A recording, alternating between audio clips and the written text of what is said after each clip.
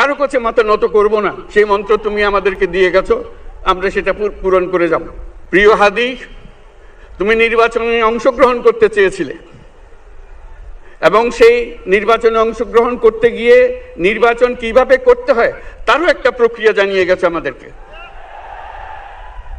সেই প্রক্রিয়া যেন আমরা সবাই মিলে গ্রহণ করি, যে কিভাবে প্রচারণা কার্য চালাতে হয়, কিভাবে মানুষের কাছে যেতে হয়, কিভাবে মানুষকে কষ্ট না দিয়ে তার বক্তব্য প্রকাশ করতে হয়, কিভাবে বিনীতভাবে মানুষের কাছে আসতে হয়, সবকিছু তুমি শিক্ষা দিয়ে গেছো।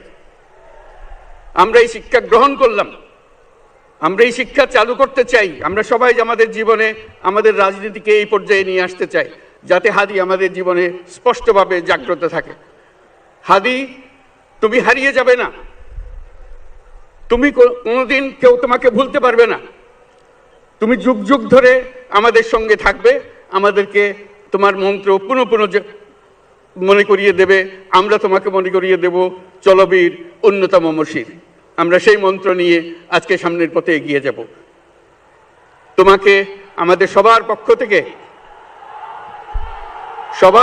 থেকে তোমার সঙ্গে ওয়াদা করলাম, আজকে তোমাকে আল্লাহর হাতে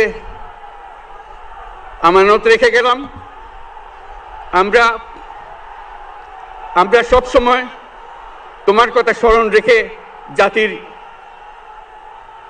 অগ্রগতির পথে চলতে থাকব। ধন্যবাদ সবাইকে।